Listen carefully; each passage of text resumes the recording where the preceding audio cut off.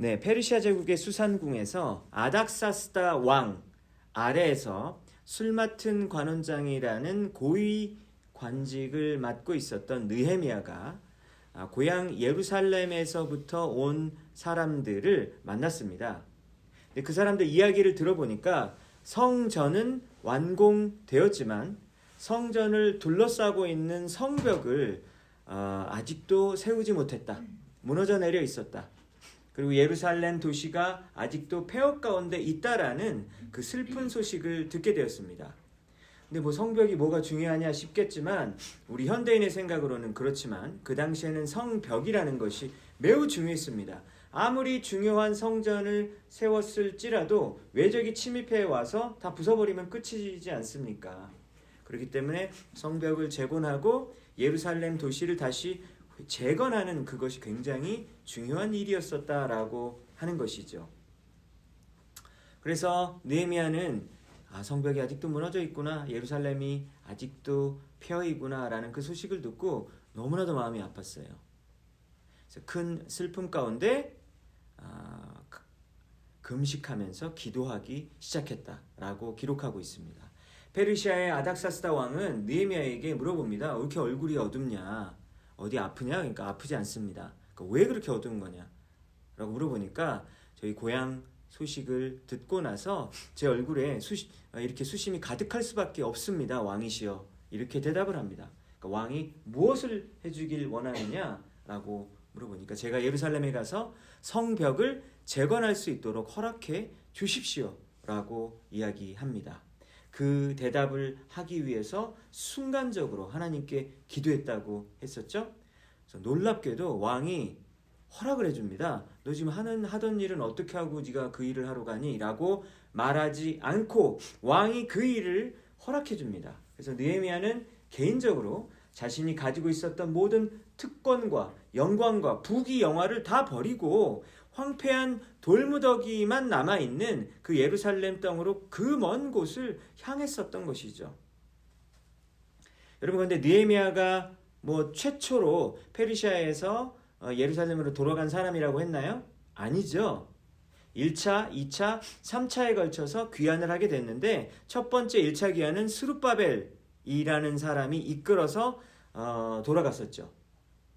그래서 무너진 솔로몬 성전을 다시 재건을 하는 일을 정말로 어렵게 그 일을 해냈다라고 이야기했죠. 여러분, 그것이 바로 1차 귀환이었습니다. 근데 여러분, 그 20여 년간 공사 기간이 있었지만 실제로는 16년간 공사가 중단되었었다 그랬잖아요. 그래서 하나님께서 선지자 2명을 일으키셔서 그것을 다시 세우게 하셨죠. 그 선지자 2명의 이름은 학개와 스가랴 선지자였습니다. 여러분, 그것이 바로 1차 귀환 때 일어난 일이죠. 그리고 나서 한참이 지나고 나서 2차로 여러분 누가 이끌어서 페르시아에서 돌아왔습니까? 에스라를 이끌어가지고 에스라가 이제 돌아왔어요. 그래서 에스라가 한 일은 뭐냐면 말씀 교육을 다시 시키는 거였어요. 그리고 영적으로 다시 한번 세우는 일을 에스라가 2차로 돌아와서 감당했습니다. 그러니까 오늘 본문에 등장하는 이 느헤미야는 3차 귀환을 해서 예루살렘으로 돌아와가지고 성벽 재건을 맡았다라고 하는 거죠. 근데 여러분, 그 무거운 막 벽돌 만들고 뭐 벽돌을 그 다음에 막 쌓아 올리고 그 일을 그 넓은 예루살렘을 둘러서 해야 되는데 혼자 할 수 있는 것이 아니잖아요. 그래서 여러분, 느헤미야를 보면 어떻게 영적 리더십을 발휘해서 정말 될 수 없는 일이 되게 하느냐를 보게 합니다. 그래서 혼자 하지 않았어요. 느헤미야 혼자서 그걸 어떻게 다 지는 거 불가능한 일이잖아요. 사람들을 격려하고 그리고 막 힘을 내게 해서 그 일을 되게 했습니다. 각자 맡은 일들이 있었다라고 하는 것이죠.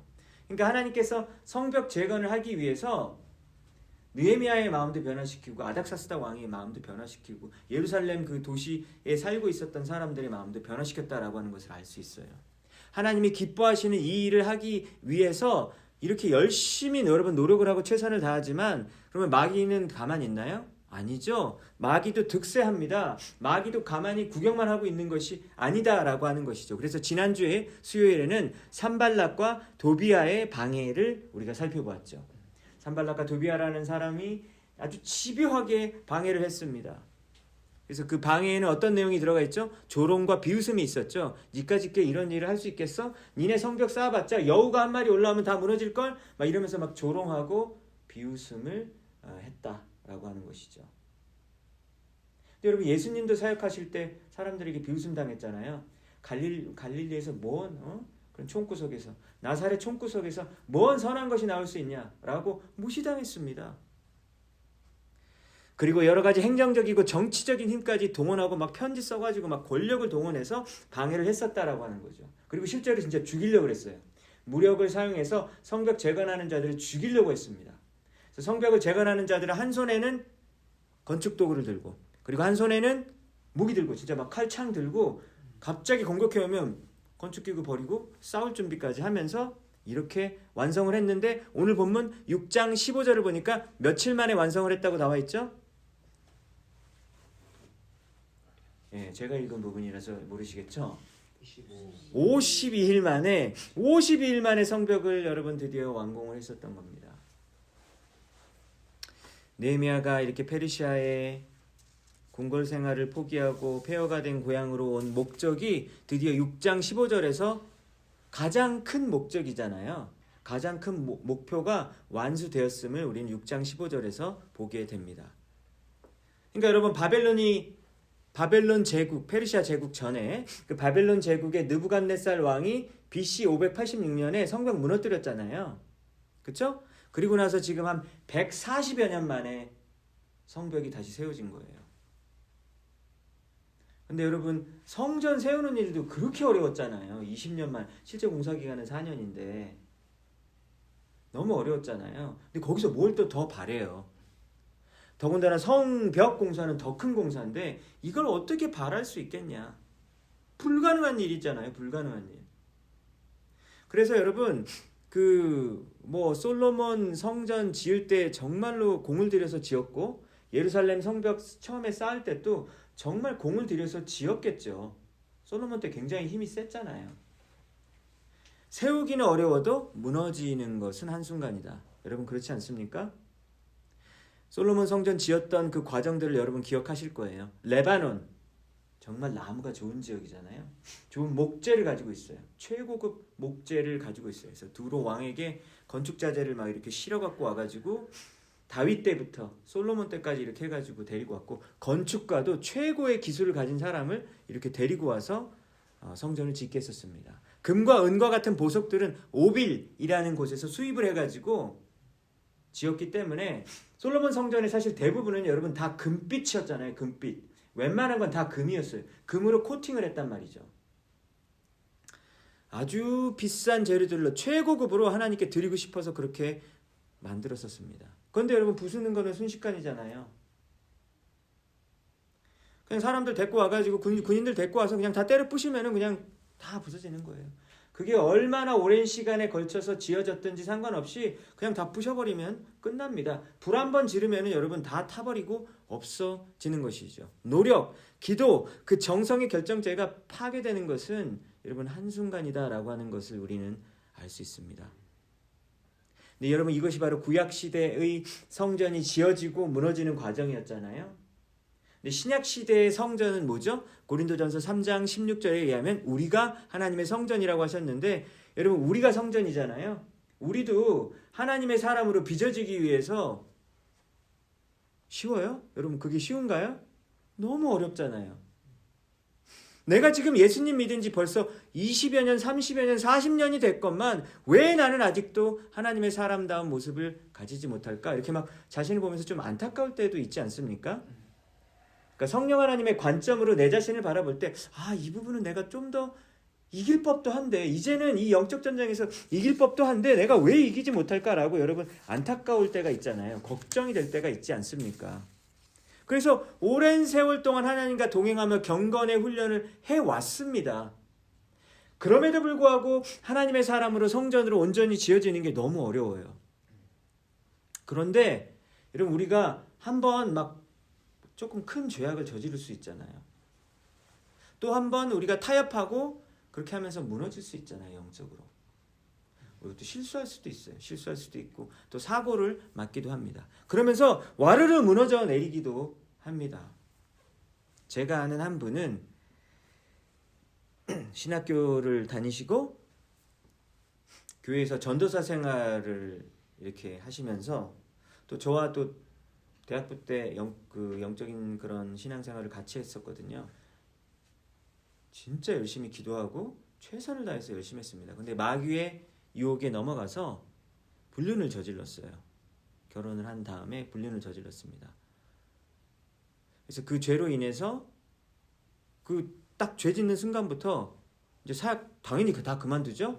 그러니까 뭐 부서 맡고 뭐 이런 것도 그냥 바로 그 순간은 끝이에요. 다 바로 부서의 일도 사역도 그만두고, 그리고 그 이후에 지금 이제 수십여 년이 흘렀지만 아직까지 풀타임 사역은 하지 못해요. 뭐 하면 안 될 수도 있다고 뭐 볼 수도 있겠죠. 현재는 완전히 또 다른 길을 걷고 있습니다. 그러니까 그 불륜을 저지른 그 상대방도 당연히 우리 같은 또 신앙인이었는데 신앙인도 무너지고, 그 해당되는 그 가족도 완전히 무너지고 그 교회를 떠날 수밖에 없잖아요. 그리고 지금 제가 말씀드린 이분 가족도 씻을 수 없는 그런 데미지를 입었어요. 근데 그 두 가족만 끝난 게 아니죠. 그 두 사람을 알고 있는 모든 교회 공동체 수많은 형제 자매들도 충격을 받고 정말 많이 너무너무 힘들었어요. 너무 마음이 아픈 사건이었습니다. 그래서 여러분, 사역자라는 사람이, 신학교 다니는 사람이, 전도사라는 사람이 불륜이라고? 그러면 여러분, 사람의 기준으로는, 사람의 잣대로는 어때요? 이 사람은 끝이에요. 이 사람은 끝입니다. 그렇지 않습니까? 뭐 용서를 못한다고 생각하는 분이 있을지도 모르겠어요. 큰 무리가 없을 것 같아요. 근데 여러분, 하나님의 관점은 어떨까요? 하나님의 관점은, 하나님이 그 사람을 버렸을까요? 안 버리셨을 것 같아요. 하나님은 버리지 않죠. 비록 직업은 다를지 몰라도 여러분, 이 사람은 여전히 하나님의 자녀입니다. 그리고 회복을 원하시죠. 당연히 회복을 원하시겠죠. 여러분, 느헤미야서를 보세요. 느헤미야서를 보면 여기서 이제 하나님의 모습이 보이는데, 택함을 받은 이스라엘 민족이 이집트 노예로 살고 있었잖아요. 수백여 년간. 그러다가 그들을 모세를 통해서, 아론을 통해서 이끌어가지고 광야 40년 지난 다음에 너무나도 좋은 땅, 젖과 꿀이 흐르는 그 금싸라기 같은 땅을 선물로 주셔가지고 집 짓고 살아. 노예는 원래 집이 없잖아요. 사유재산이 없잖아요. 집 짓고 살아, 농사 짓고 살아, 그리고 비축도 할 수 있어. 재산도 비축할 수 있어. 그런 엄청난 축복을 주셨어요. 새로운 삶을 살게 해주셨단 말이에요. 이렇게 큰 복을 받았다면 하나님 앞에서 잘 살아야 되지 않겠습니까? 근데 여러분, 구약성경 이야기를 계속 보세요. 뭔 얘기예요? 계속 가나안 땅 들어와가지고 죄 짓는 얘기밖에 없잖아요, 여러분. 죄 짓는 얘기밖에 없는 거예요. 그러니까 이걸 영적으로 봤을 때는 영적으로 끊임없이 간음을 했다라고 이렇게 표현할 수 있습니다. 한두 번 한 것도 아니고요. 계속해서 간음을 하면 여러분 어떻게 해야 합니까? 인간의 기준으로는요. 어떻게 해요? 너는 진짜 버려 마땅해 라고 하면서 그냥 버림받는 것이 당연합니다. 그런데 하나님께서는 이스라엘 민족에게 계속해서 돌아오라고 선지자들을 보내주셨잖아요. 그렇죠? 그래서 북쪽 이스라엘은 엘리야, 엘리사, 아모스, 호세아를 보내주셨잖아요. 왜 보내주신 거예요? 죄 짓지 말고 돌아오라고 선지자들을 보내주셨단 말이죠. 여러분, 남쪽 유다에는 누구를 보내주셨습니까? 이사야, 미가, 나움, 하박국, 스바냐, 예레미야 선지자를 계속해서 보내주셨잖아요. 남유다에 보내주셨어요. 그러니까 하나님이 그렇게 선지자들을 계속해서 보내서 회개하고 돌아오라고 말했음에도 불구하고, 그럼에도 불구하고 계속해서 죄를 짓자 아수르 제국에 망하고 바벨론 제국에 의해서 멸망당하는, 여러분 그런 얘기가 구약성경 이야기잖아요. 그러니까 이렇게 배은망덕한 이런 사람들이라면 버려 마땅합니다. 그래서 결국은 나라 망한 거예요. 느헤미야서의 배경은 뭐예요? 나라 없는 민족 이야기예요, 여러분. 그러니까 지금으로 따지면 난민 이야기인 거예요. 나라가 없어진 사람들의 이야기인 거예요. 그러면은 여러분, 인간적인 거는 그냥 이미 끝난 겁니다. 근데 느헤미야서는 뭐라 그래요? 나라는 망했을지 몰라도 내가 내 자녀들을 사랑하는 이 관계는 끝이 난 것이 아니다라고 하는 이야기인 것이죠. 이미 다 망한 나라 백성들에게, 포로로 끌려간 그 백성들에게 아까도 이야기했죠? 스룹바벨을 보내셔가지고, 그리고 학개스가랴 선지자를 보내서 성전을 다시 짓게 하시고, 그리고 오늘 성경을 보니까 에스라와 또 느헤미야를 보내셔서 성벽을 짓게 하시고 영적 회복 운동을 일어나게 하셨다라고 하는 것이죠. 그러니까 여러분, 나라가 망했다고, 내 환경이 완전히 여러분 망가졌다고 해서 하나님의 사랑이 끊어진 것은 아니다라고 하는 거죠. 그렇죠? 여러분, 이것이 바로 느헤미야서의 메시지이고 여러분들에게도 동일하게 적용되는 이야기입니다. 여러분들 뭐 지금 각자의 상황 가운데서 어려움이 있으시겠지만 완전히 막 진짜 난 진짜 인생 완전 끝났다 라고 생각할 정도로 뭐 절망감이 드시는 분이 있을지 모르겠어요. 하나님의 사랑은 절대로 멈추지 않습니다. 여러분, 그것이 바로 느헤미야서의 주제인 것이죠. 그렇기 때문에 느헤미야서는 토목공사 이야기가 아니에요. 여러분, 공사한 얘기가 아니에요. 겉으로 봤을 때 그냥 공사했구나, 완공했구나 보여지지만 여러분, 이건 토목공사 이야기가 아닌 것이죠. 우리를 포기하지 않으시고 우리에게 연을 끊어도 마땅한 존재임에도 불구하고 우리에게 절연하지 않으시는 하나님의 사랑과 회복이 중심 주제다라고 하는 것입니다. 여러분, 정말로 친하고 여러분들이 마음을 다 터놓고 정말로 믿을 만한 좋은 친구라고 생각했었던 사람들이 있잖아요. 근데 어느 날부터인가 연락이 뜸해지고, 이제 내가 그래도 먼저 연락을 또 이렇게 보고 싶어서 연락을 했는데 그쪽에서는 좀 약간 건성으로 대답을 하는 거예요. 약간 귀찮아하는 듯이 대답을 하고. 그래서 결국은 멀어지는 관계가 있지 않습니까? 그런 관계가 좀 있잖아요. 그쵸? 그러면 마음이 매우 아픕니다. 그쵸? 마음이 매우 아파요. 근데 여러분, 성경의 중심 주제는 뭐죠? 하나님은 절대로 그런 일을 우리에게 하시지 않는다는 거예요. 여러분, 하나님 앞에 때로는 면목이 없을 때가 있어요. 하나님 오늘 또 넘어졌습니다. 하나님 오늘 제가 또 죄를 지었습니다. 하나님 또 제가 또 반복되는 그러한 잘못을 저지르게 되었습니다. 면목이 없을 때가 있잖아요. 그때에도 주님의 이름을 부르라고 말씀하시는 것이죠. 너무 늦었다라고 생각할 때 그때 하나님의 이름을 또 부르세요. 그럼 하나님은 또 우리에게 가까이 오십니다. 하나님을 가까이 하라, 그리하면 너희를 가까이 하시리라 라고 야고보서에서 말씀하셨잖아요. 하나님을 가까이 하시는 여러분들 되시기 바랍니다. 하나님, 제가 지금 하나님과 요즘 너무 멀어졌어요. 하나님과 너무 멀어졌어요. 여러분, 너무 멀어졌다라고 생각할 바로 그때에 하나님의 이름을 부르시는 여러분들 되시기 바랍니다. 여러분, 느헤미야서는 토목공사, 건축공사 이야기가 아니에요. 유산을 먼저 땡겨 받아가지고 흥청망청 쓰다가 돌아온 둘째 아들에게, 아무것도 없는 둘째 아들에게, 나라가 없는 이들에게 금가락지를 끼워주시고, 그리고 새 옷을 입혀주시고, 그리고 잔치를 벌여주시고, 소고기를 먹여주시고, 그리고 안아주시면서 너는 내 아들이야. 아들이라는 것은 변함이 없어. 재산은 다 뺏기고 아무것도 없을 수 있지만 너는 여전히 내 아들이야 라고 하는 하나님의 회복에 대한 이야기가 여러분 바로 느헤미야서입니다. 그래서 느헤미야서의 주인공은 느헤미야 같잖아요. 느헤미야가 아니라 누구예요? 느헤미야보다 더 바쁜 분이 계세요. 느헤미야 주위에서 계속 일을 하시는 거예요. 누구죠? 하나님이죠. 아니, 느헤미야가 여러분 술 맡은 관원장 하다가 갑자기 마음이 확 바뀌어요? 아니잖아요. 하나님이 그 애통해하는 마음을 주신 거잖아요. 그렇죠? 아닥사스다 왕의 마음을 바뀌게 한 건 느헤미야예요? 하나님이잖아요. 그렇죠? 그러니까 하나님께서 바로 느헤미야서의 주인공이다라고 이야기합니다. 그래서 여러분 16절에 보니까 이 모든 일을, 성벽을 완공한 것을 누가 했다고요? 그들이 우리 하나님께서 이 역사를 이루신 것을 알미니라, 이렇게 얘기했잖아요. 16절에 보니까. 그러니까 여러분, 느헤미야서를 이끌어가고 있는 분은 바로 하나님이다라고 하는 것을 우리는 알 수 있습니다. 우리보다 하나님이 여러분 훨씬 더 성실하게 일하시는 분입니다.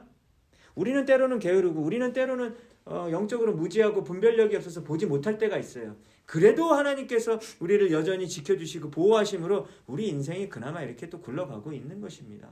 여러분 믿으십니까? 여러분, 그 하나님의 은혜에 더욱더 의지하시는 여러분들 되시기 바랍니다. 여러분 또 우리 느헤미야서를 보면서 이것을 생각할 수 있습니다. 회복되지 못할 인생은 없다. 고통 가운데 우리를 내버려 두지 않는 하나님이시다. 가나안 땅이라는 큰 선물을 축복을 받은 자들이 계속해서 수백여 년간 영적인 간음을 바람피는 거죠. 바람피는 그런 이야기가 구약 성경의 대부분을 차지하고 있다고 했잖아요. 사람을 계속 바꿔가면서 바람을 피웁니다. 바람도 아주 악질 바람이에요. 그렇죠? 이 사람이랑 피우다가 또 혼나가지고 또 돌아왔다가 또 딴 사람이랑 피우고 또 딴 사람이랑 피우고 또 딴 사람이랑 피우죠. 그죠? 바알이랑 피우고 이 나라랑 피우고 저 나라랑 피우고 그러지 않습니까? 이제 또 그런 이야기가 바로 호세아 선지자의 이야기잖아요. 호세아 선지자는 남편인데 와이프가 계속 나가가지고 이 남자 저 남자 계속해서 막 만나고 다니는 겁니다. 그럼 호세아는 뭐 해야 돼요? 자기 돈 들여갖고 아내를 다시 사갖고 와야 돼요. 하나님이 그 일을 시켰잖아요. 왜 호세아는 여러분 그렇게 정말 비극적인 인생을 살아야 되는 거죠? 하나님이 호세아의 삶을 통해서 그 마음이 바로 내 마음이야 라고 얘기하는 거잖아요. 그쵸? 그러니까 우리는 바람난 사람들인 거예요. 죄를 지을 때마다. 그래서 여러분 인간의 죄의 역사가 너무나도 길어요. 언제부터죠? 에덴 동산 쫓겨났을 때부터잖아요. 그쵸? 죄의 역사가 굉장히 긴데요. 너무 낙심하지 않아도 되는 거는 하나님의 회복의 역사도 그만큼 계속해서 길다라고 하는 것입니다. 우리 성도님들 중에서는 오랜 세월 동안 고통 가운데 있는 분들이 있습니다. 자기 죄 때문에 그런 게 아니에요. 물론 어떤 거는 뭐 죄 때문에 그런 것이 있을 수 있는 그런 경우도 있겠죠. 근데 또 많은 경우에는 죄를 짓지 않았음에도 고통을 계속해서 오래 겪는 분들이 계시거든요.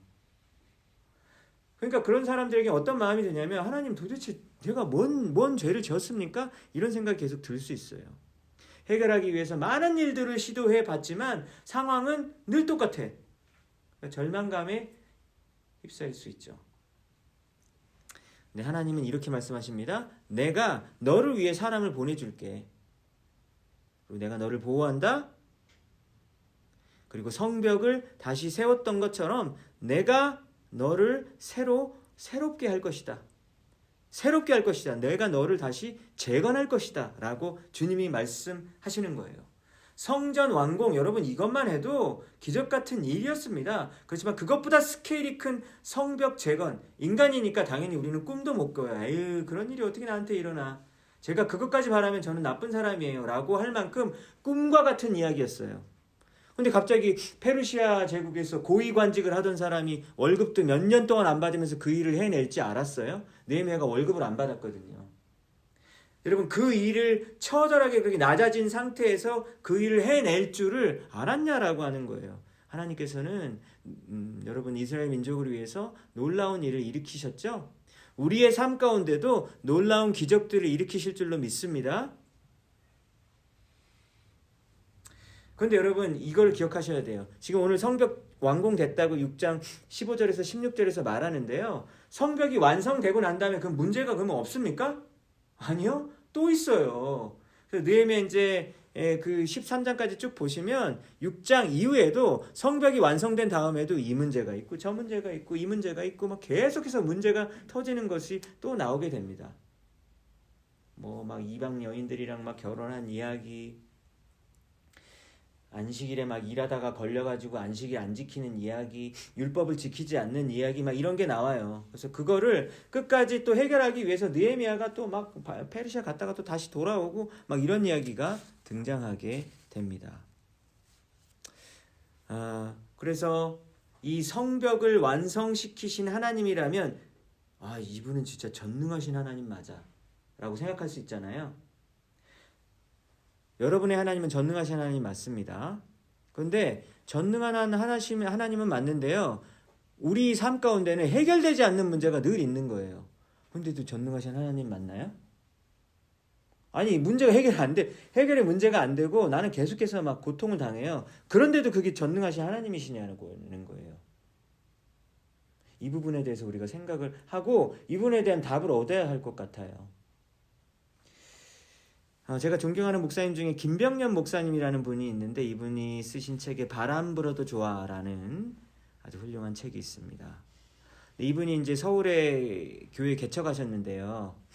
교회 개척을 하신 지 1년 4개월 만에 그 아내분이 사모님이 세 번째 자녀를 출산을 했는데 그때 이 목사님 나이가 40세이셔요. 되게 좀 젊으시죠. 40세 나이에 셋째 아기가 낳습니다. 셋째 아이가 나오고 셋째 아이가 100일 됐을 때 이 사모님이 뇌졸중으로 쓰러지신 거예요. 개척한 지 1년 4개월 만에 세 번째 갓난 아기가 응애응애 태어났는데 뇌졸중으로 쓰러지셔가지고 그때 이후로 마비가 되셨고 의식불명의 상태가 되었어요. 어떻게 했을까요? 이제 교회 개척 1년 후면은 극도로 어렵죠. 그죠? 모든 게 어렵죠. 경제적으로 어렵고 뭐 다 어려워요. 그래서 이 목사님이 하나님의 기적적인 치유를 바라면서 막 금식 기도원 가서 막 기도하고 낫게 해달라고 막 수년간 울며 불며 매달렸다고 해요. 당연히 그랬겠죠. 그죠? 말도 못하고 그냥 가만 누워가지고 막 화장실도 못 가니까 그거를 그날부터 계속해서 이제 그런 일들 하신 거예요. 병간호 하면서 목회하면서 그 일을. 정말 인생이 너무너무 힘들잖아요. 그쵸? 자녀 3명, 갓난 애기. 어떻게 하죠? 하나님이 응답을 주셨대요. 기도를 할 때 응답 주셨대요. 뭐라고 응답을 주셨냐면 너의 아내는 낫지 않는다 병년아.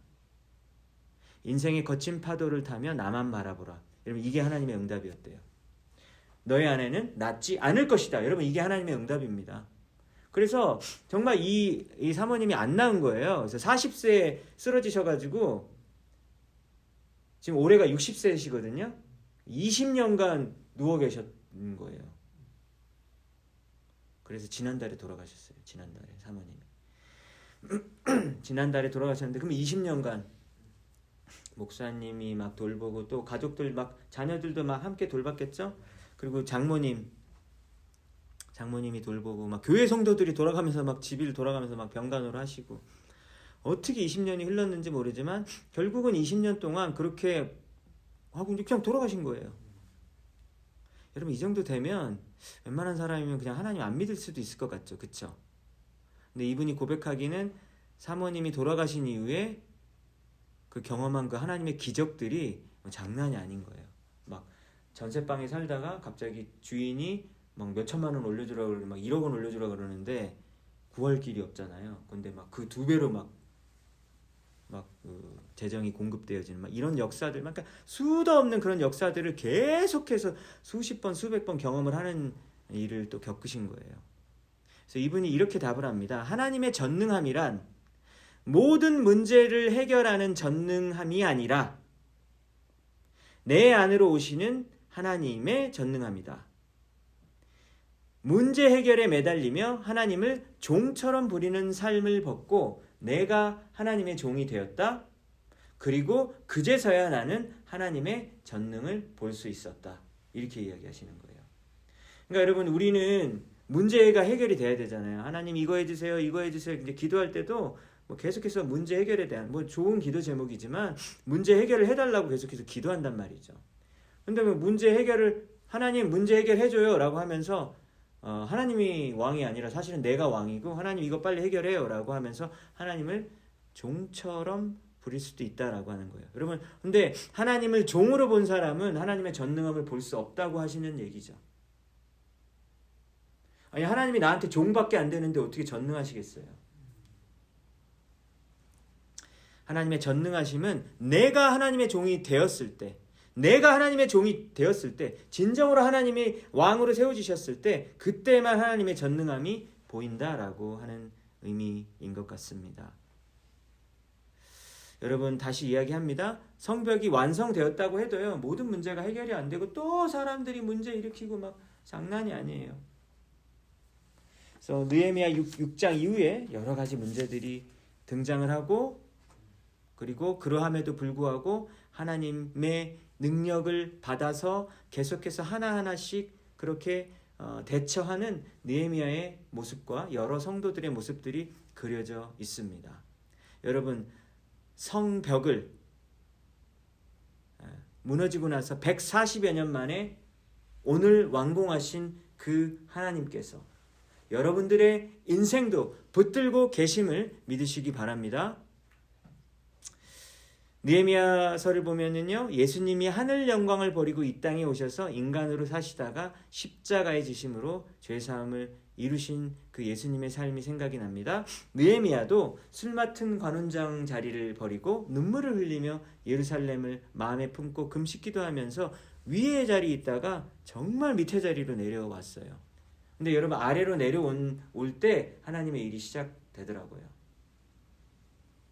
자기를 부인하고 자기 십자가를 진 자만 하나님의 생명의 역사에 동참할 수 있습니다. 하나님께 쓰임받을 수 있어요. 여러분들도 하나님의 일을 감당하기 위해서 지금 있는 자리보다 내려오실 수 있으시겠습니까? 그럼 또 어떤 분은 아니요, 저는 이미 많이 내려왔습니다. 저는 가진 것이 없습니다. 능력이 없습니다. 이렇게 생각하는 분들이 있을지 모르겠어요. 오늘 남아공의 정몽률 선교사님과 통화를 했습니다. 내년 5월에 가게 될 텐데 정몽률 목사님이 하시는 사역에 대해서 조금 더 얘기를 해주셨는데요. 그러니까 고아원 사역을 하신다고 말씀해 주셨어요. 그러니까 부모가 버렸거나 우리가 못 키우니까 너 고아원 들어가라고 고아원으로 보냈거나 버림을 받았거나 아니면 부모가 일찍 죽은 이런 청소년들이 막 100여 명 모여 사는 그 고아원 사역 이야기를 해주셨어요. 그리고 코사라는 종족이 있거든요. 남아공에 코사라는 흑인 족속이 있는데 그 코사 족속을 또 이렇게 사역을 하시는데 너무 가난해서 평생 동안 소고기랑 양고기를 먹어본 적이 없대요. 그래서 저희 팀이 가서 소고기 불고기를 꼭 해서 그분들에게 드리고 싶습니다. 이렇게 말을 했어요. 그러니까 소고기 한번 맨날 정말 무리해가지고 치킨밖에 못 먹어본 분들이 소고기랑 양고기 또 한번 먹어보면 너무 좋잖아요. 그렇죠? 저희가 소고기, 양고기 요리해서 꼭 한번 대접했으면 좋겠습니다. 이런 얘기를 했어요. 여러분들이 이제 가진 것이 없다고 생각할 수 있지만 사실 전 세계적인 기준으로 봤을 때 여러분 굉장히 럭셔리하게 사시는 거 아시죠? 세상에 이 80억 인구 중에서 굉장히 고위층에 살고 계신 거예요. 술 맡은 간원장 그 급이세요, 여러분. 저는 CEO보다는 당연히 일론 머스크보다는 돈이 좀 없으시고, 쟤보다는 좀 재능이 없을 수는 있어요. 하지만 하나님 나라는 세상의 능력으로 감당하는 것이 전혀 아닙니다. 누구를 통해서 일하신다고요? 자기를 부인하고 자기 십자가를 지고 매일 예수님을 따르는 자들만, 그 사람들만 생명의 역사를 일으킬 수 있어요. 골방에서 기도하는 자들만 하나님의 일에 쓰임받을 수 있습니다. 당연히 누려도 되는 나의 권리를 이건 내 권리가 아니지, 주어진 것이지 라고 버린 자들을 통하여서만 주님께서 일하십니다. 여러분, 예수님의 그 길을 오늘도 그리고 내일도 성령 하나님께서 인도해 주시는 대로 따라가시는 여러분들을 되시기를 주님의 이름으로 축복합니다.